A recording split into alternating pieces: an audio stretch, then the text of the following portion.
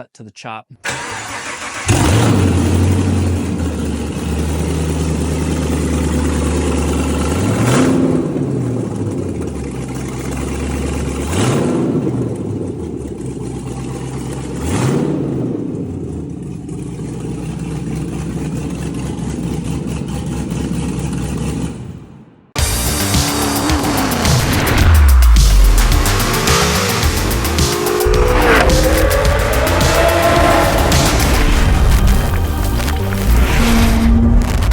All right, guys, I'm standing in front of a Local Motors Rally Fighter.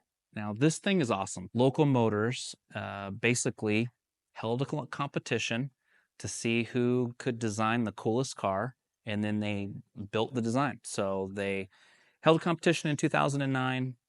This guy won it. They built the car off of his design. They built 100 of these cars, and this is what we ended up with. So it's a 6.2 liter V8 with an Allison transmission.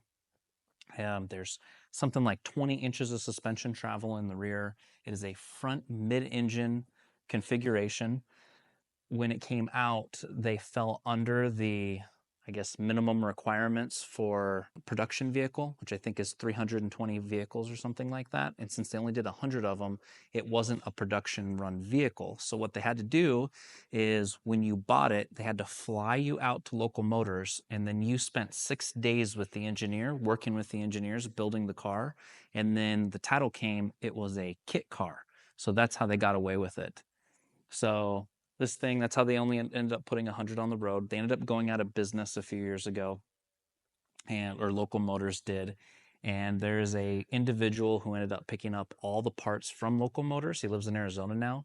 He bought everything out of the warehouse and has some Connexes in his house.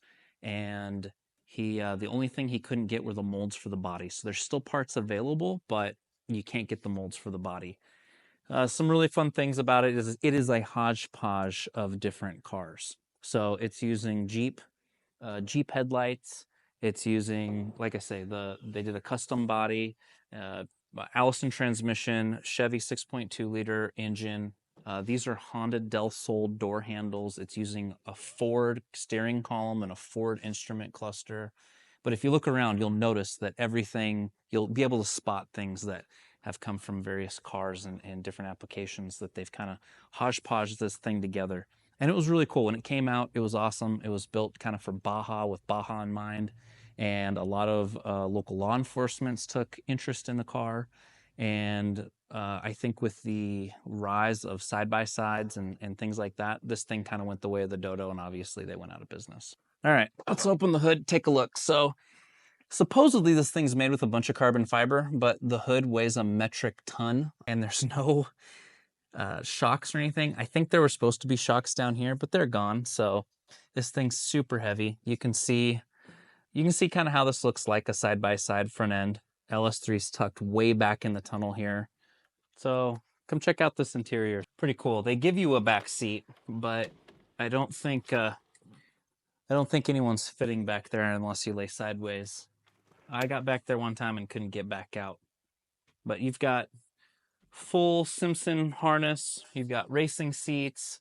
It's just an automatic transmission, and it's pretty basic stuff. It does have cruise control. You get a oil pressure gauge, and you get a trans temp. And then on your regular dash area, you've got your speedometer and your tachometer and your oil pressure or water temperature and your fuel. It does have air conditioning. It does have some speakers and a little stereo. I don't know if that came with it or if that was an aftermarket thought. But, you could totally customize these from the factory. So you could pick out anything you wanted at the factory of whatever you wanted to add on here. It has a trunk, which holds water, apparently. Listen to this. So apparently the trunk holds water. It's really good for holding the spare tire. Not sure if it's good for groceries. But, you're going to be driving this in the desert anyway. So note to self, don't be driving this in a lot of watery areas. So this particular one actually has a new LS3 in it. We actually purchased it from Jegs. Long block. We actually did a little bit bigger cams. A little bit extra horsepower. I think it cost around 7,000, and we swapped that into here. The reason is right after we got the car, we went to go use it for a photo shoot, and I waterlogged it and blew a piston right through the side of the engine. So this thing's got a nice little chop to it. Cut to the chop.